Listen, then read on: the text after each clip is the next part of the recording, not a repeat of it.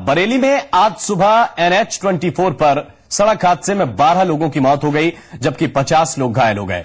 मृतकों के परिजनों को 5-5 लाख और घायलों को 50-50 हजार के मुआवजे का ऐलान राज्य सरकार ने किया है।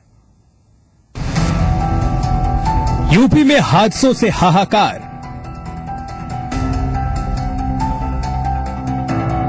पहले खौफनाक ट्रेन हादसे ने रुलाया।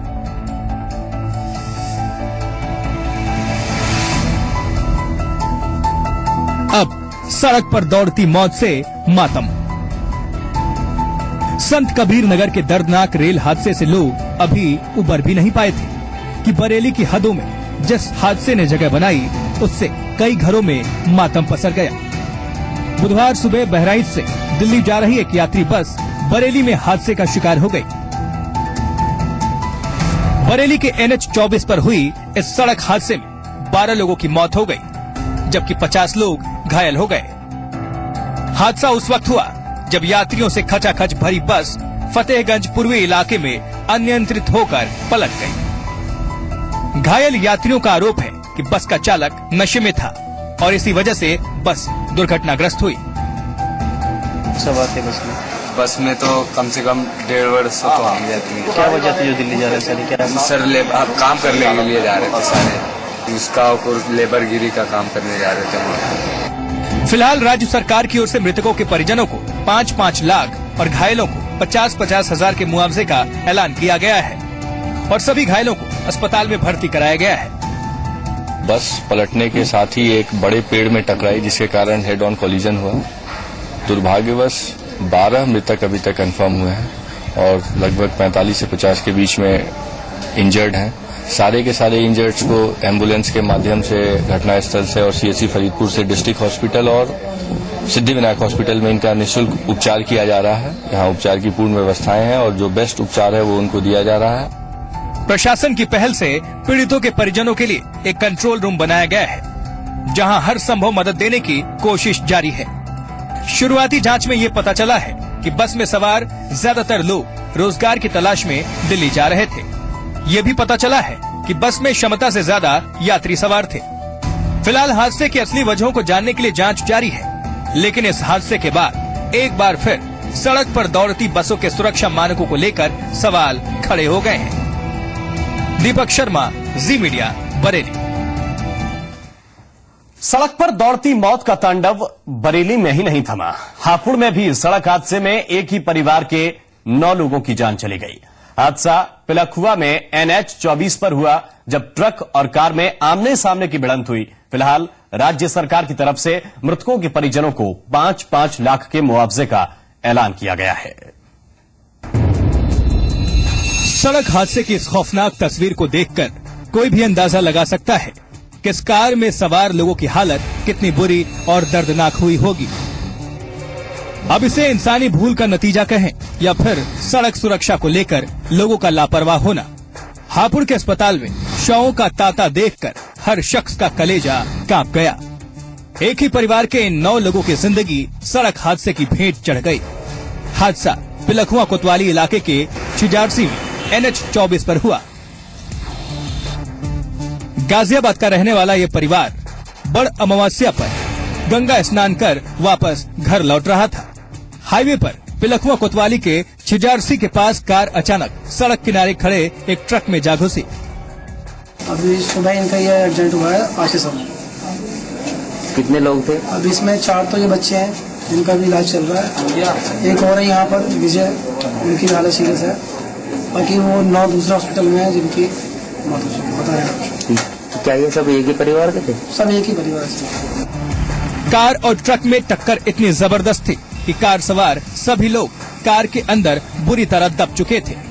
स्थानीय लोग और पुलिस की मदद से कार का दरवाजा काटकर किसी तरह 9 शवों को बाहर निकाला गया, जिनमें हरवीश, मुकेश, प्रियंका, रिंकी, शीला, गीता, चंचल, चाहत और शवी, एक ही परिवार के बच्चे, जवान और बुजुर्ग शामिल हैं। फिलहाल शवों को पोस्टमार्टम के लिए भेज प्रशासन ने हादसे की जांच शुरू कर दी है, लेकिन इस हादसे ने पूरे इलाके को झकझोर कर रख दिया है। यादराम भारती, जी मीडिया, हापुड़। तो बरेली और हापुड़ में सड़क हादसे ने लोगों को झकझोर कर रख दिया। तो 26 मई को हुए संत कबीर नगर रेल हादसे के बाद एक बार फिर रेल सुरक्षा को लेकर बहस शुरू हो चुकी है। इस रेल हादसे में 40 लोगों की मौत की आशंका जताई जा रही है, जबकि 28 लोगों की मौत की पुष्टि हो चुकी है। हादसे में 100 से ज्यादा लोग घायल हैं। फिलहाल मृतकों के परिजनों को 2-2 लाख का अतिरिक्त मुआवजा, तो घायलों को 50-50 हजार का मुआवजा देने का ऐलान किया गया है। लेकिन यहां सवाल यह है कि ऐसे हादसों पर आखिर कब लगाम लग पाएगी। तारीख 26 मई 2014, जगह संत कबीर नगर। गोरखधाम एक्सप्रेस हुई दुर्घटनाग्रस्त। ये भारतीय रेलवे की लापरवाही की वो खौफनाक तस्वीरें हैं जिन्हें देखकर हर हिंदुस्तानी का कलेजा कांप जाएगा। एक के बाद एक न जाने कितनी ही बार हादसों के बाद रेलवे की लापरवाही जग जाहिर हुई, जब सैकड़ों जिंदगियों को मौत की पटरी पर यूं ही दौड़ा दिया जाता है। सवाल यही कि देश की इस लाइफलाइन के लिए किसी की जवाबदेही कभी बन पाएगी? आखिर कौन है ऐसे हादसों के लिए जिम्मेदार और कब लगेगी इन हादसों पर लगाम?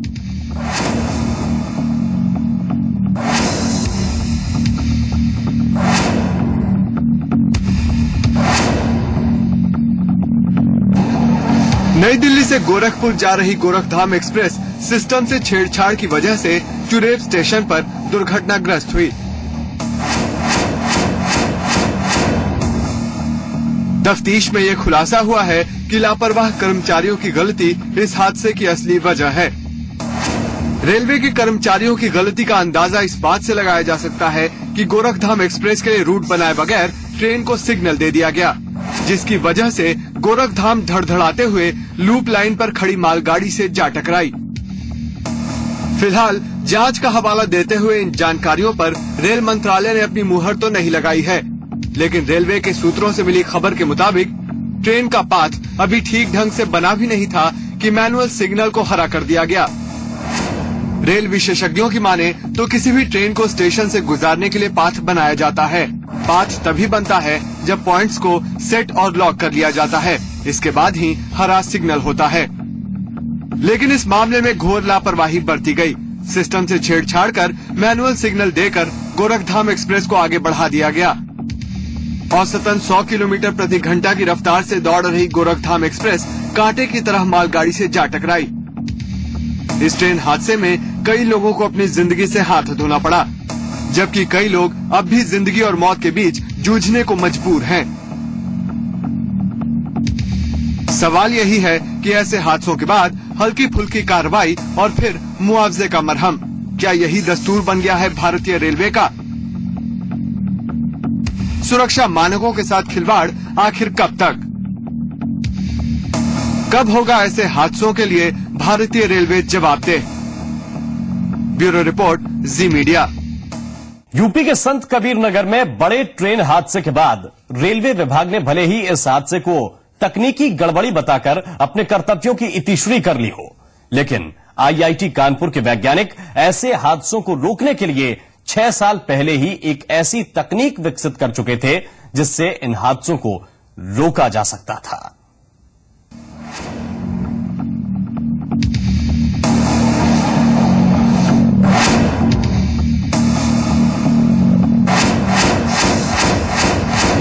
जी हां, यूपी के संत कबीर नगर में भीषण ट्रेन हादसे के बाद आईआईटी कानपुर के वैज्ञानिकों का ये दर्द फिर उभर कर सामने आया है और वो अब केंद्र में बनी नई सरकार से उम्मीदें लगाए बैठे हैं कि उनके हुनर को मान मिले, जिससे रेल दुर्घटनाओं में मारे जाने वाले बेगुनाहों की जान बचाई जा सके। लेकिन अफसोस की राजनीतिक अहम और उदासीनता के चलते अब तक इस तकनीक को इस्तेमाल नहीं किया जा सका है। लिहाजा राजनेताओं के अहम की इस लड़ाई की कीमत बेगुनाहों को अपनी जान देकर चुकानी पड़ रही है। दरअसल अटल बिहारी वाजपेयी की सरकार में रेल हादसों पर लगाम लगाने के लिए आईआईटी कानपुर को मिशन फॉर रेलवे सेफ्टी बल लगाया गया था। इस मिशन के तहत वैज्ञानिकों ने ऐसी 2 तकनीकें विकसित की थी जो रेलवे के सफर में मील का पत्थर साबित हो सकती थी। पहली तकनीक को सिमरन नाम दिया गया था। इससे किसी भी यात्री को अपने मोबाइल फोन के जरिए किसी भी ट्रेन की सही स्थिति का पता चल सकता था, जबकि दूसरी सेफ रन तकनीक के लैब टेस्ट में पाया गया कि एक ही ट्रैक पर दो ट्रेनों के आपस में आने के बावजूद दोनों ट्रेनें आपस में टकराने से पहले एक सुरक्षित दूरी पर रुक जाती हैं और हादसा होने से टल जाता है। लेकिन एनडीए सरकार के बाद आई यूपीए सरकार में रेल मंत्रालय ममता बनर्जी को मिला और ये परियोजना आईआईटी कानपुर से छीनकर उनके क्षेत्र आईआईटी खड़गपुर ले जाई गई। इसके बाद न तो आईआईटी कानपुर के वैज्ञानिकों को इस मिशन के लिए अनुदान मिला और न ही कोई काम हुआ। जब दो ट्रेन अगर एक ट्रैक पे आ जाती हैं तो उनके दो तरीके हैं, या तो आमने सामने आ रही हैं या एक के पीछे एक आ रही हैं। जब इस तरह की कोई स्थिति आ जाती है कि ट्रेन के बीच का डिस्टेंस कम होने लगता है और उनका ट्रैक सेम हो जाता है, तो उस समय ऑटोमेटिक ब्रेक अप्लाई हो जाएगा और ट्रेन का एक्सीडेंट बचाया जा सकता है। इसका हम लोगों ने परीक्षण भी किया था और बातें भी हैं, तो उम्मीद हम ये करते हैं कि आगे हम लोग इस तरह का प्रोजेक्ट मतलब रेलवे के लिए मतलब सक्सेसफुली उसको लगाएंगे। 3 साल पहले कालका मेल दुर्घटना के बाद कानपुर में तत्कालीन बीजेपी नेता राजनाथ सिंह ने भी इसके लिए यूपीए सरकार की निंदा की थी। अब जब केंद्र में एक बार फिर बीजेपी की सरकार है, लिहाजा कानपुर के वैज्ञानिकों को मोदी सरकार से फिर उम्मीद बंधी है कि जो सफर अटल जी की सरकार में रुक गया था उसको मुकम्मल मंजिल मिल सके। नरेंद्र मोदी के शपथ ग्रहण करने से पहले हुआ ट्रेन हादसा एक अपशगुन नहीं तो कम से कम चेतावनी तो माना ही जाना चाहिए, क्योंकि हर साल ट्रेन हादसों में दर्जनों लोगों की जानें चली जाती हैं, जबकि आईआईटी कानपुर 6 साल पहले ही ऐसी तकनीक विकसित कर चुका है कि ट्रेन हादसों को रोका जा सके। अब देखने वाली बात यह होगी क्या मोदी सरकार इस तकनीक को अडॉप्ट करती है। कैमरामैन पीयूष कुमार के साथ राजेश एन अग्रवाल, जी मीडिया, कानपुर। आखिर क्या था technology mission for railway safety? दरअसल ये मिशन ऐसी तकनीकों को विकसित करने के लिए शुरू किया गया था जो रेल हादसों को गुजरे जमाने की बात बना दे। अब तक रेल दुर्घटनाओं के 12 में से 10 कारणों पर आईआईटी कानपुर के वैज्ञानिक सफलता हासिल कर चुके हैं। ये है आईआईटी कानपुर की वो प्रयोगशाला जहां ऐसी डिवाइस बनाई गई है जिसके इस्तेमाल से रेल हादसों को टाला जा सकता है। लेकिन अभी इंतजार है तो इस बात का कि परीक्षण के तौर पर बनाई गई इन डिवाइसेस का बड़े पैमाने पर निर्माण किया जाए और पटरियों पर दौड़ रही सभी ट्रेनों में इस डिवाइस को लगाया जाए। बट हमारा जो कॉन्सेप्ट है वो 100% रन करेगा, इंडिजियस टेक्नोलॉजी पे है, ये बात प्रूफ होगी। और ऐसे बारी बारी से हम कई टेस्ट और करते भी जा रहे हैं, क्योंकि अपनी टेक्नोलॉजी को एडवांस करते चले जा रहे हैं और उसको चीप भी करते जा रहे हैं कि जिसमें इतने मास स्केल पे उसको कम पैसों में लगाया जा सके। हाँ, मतलब हम लोगों को बहुत ज्यादा आशा है कि अब मतलब बहुत जल्दी ही सिमरन लगना चाहिए और हम लोग पूरी मतलब सहायता करने को तैयार हैं। गवर्नमेंट को मतलब पूरा मतलब रेलवे को हम सहायता देंगे कि सिमरन लग सके। आईआईटी कानपुर के वैज्ञानिकों की सबसे महत्वाकांक्षी योजना का नाम है सिमरन। कशिश भरा यह नाम किसी बॉलीवुड फिल्म या हीरोइन का नहीं बल्कि एक डिवाइस यानी satellite imaging for rail navigation system है, जिससे हर ट्रेन की लोकेशन और स्पीड दूर किसी कंट्रोल रूम से भी मॉनिटर की जा सकती है और एक ही ट्रैक पर आ रही दो ट्रेनों को हादसे से पहले रोका जा सकता है। फिलहाल वैज्ञानिक इसे देश भर के रेलवे क्षेत्र में अपनाए जाने की मांग कर रहे हैं। लिखा रहता है कि ये बस इतनी स्पीड से ऊपर नहीं चलनी चाहिए, तो ये क्या है कि ये जब सब लोग बैठे देख रहे हैं, क्योंकि हर एक जाके स्पीडोमीटर के ऊपर तो देखेगा नहीं जाके कि बस इस समय किस स्पीड में चल रही है, तो कोई भी जाकर उसको ये कह सकता है कि भाई स्पीड तुम्हारा ज्यादा चल रहा है, इसको धीमा कर लो नहीं एक्सीडेंट हो जाएगा, है ना। ये था, ये इसका पावर सप्लाई है, ये पावर सप्लाई है। और ये जैसे आप देख रहे हो ना, ये जीएसएम का एंटेना है, यहाँ पे जीपीएस का एंटेना लगेगा जब ये फिटिंग होता है इसका। ये सीधा होता है, नहीं ऐसे ही रहता है, ये ऐसे रहता है। आईआईटी कानपुर के वैज्ञानिक जंगरोधी रेल पटरियां बनाने की तकनीक भी विकसित कर चुके हैं और स्टील अथॉरिटी ऑफ इंडिया ने इस तकनीक को अपनाने का ऐलान किया है। इसके अलावा बर्निंग ट्रेन के हादसों पर रोक लगाने के लिए वैज्ञानिक फायर प्रूफ बोगियां बनाना चाहते हैं, जिसके लिए उन्हें सरकारी अनुदान की जरूरत है। आरएन अग्रवाल के साथ ब्यूरो रिपोर्ट, जी संगम। आगरा में बीते 22 मई को हुई विजया बैंक डकैती मामले का पुलिस ने खुलासा कर दिया है। पुलिस ने 2 आरोपियों को गिरफ्तार किया है, जिनके पास से पुलिस ने नकदी भी बरामद की है। साथ ही साथ पुलिस ने वारदात में शामिल 5 आरोपियों के स्केच भी जारी किए हैं। पुलिस ने ये भरोसा जताया है कि पकड़े गए आरोपियों से पूछताछ और स्केच के आधार पर वो जल्द ही बाकी आरोपियों पर भी शिकंजा कस लेगी। आपको बता दें कि सदर थाना क्षेत्र में बीते 22 मई को हथियारबंद 6 बदमाशों ने विजया बैंक से 30 लाख रुपए की लूट को अंजाम दिया था। जाते जाते बदमाशों ने बैंक में आग लगा दी थी, जिसकी चपेट में आकर कई लोग गंभीर रूप से झुलस गए थे। बड़ी सनसनीखेज स्तर की इसलिए थी क्योंकि उन्होंने बैंक में लूटने के बाद सीसीटीवी में आग लगाने का प्रयास किया था और आग लगाने के कारण पूरे बैंक में आग लग गई थी और वहां पे फायर कर्मियों और पुलिस कर्मियों ने पहुंच के तत्काल लोगों को निकाला था। इस घटना के अंदर 2 लोगों की गिरफ्तारी हुई है, एक योगेश राय है और दूसरे सूरज भान। और उत्तराखंड के ऊधम सिंह नगर के काशीपुर थाना इलाके में 5 महीने पहले इलाहाबाद बैंक में हुई डकैती का खुलासा करते हुए पुलिस ने वारदात को अंजाम देने वाले गिरोह के सरगना को गिरफ्तार किया है। 2 जनवरी को बदमाशों ने बैंक से दिन दहाड़े 5 लाख रुपए की लूट को अंजाम दिया था। पकड़ा गया शख्स यूपी के अमरोहा जिले का रहने वाला है। फिलहाल पुलिस गिरोह के अन्य सदस्यों की तलाश में जुट गई है।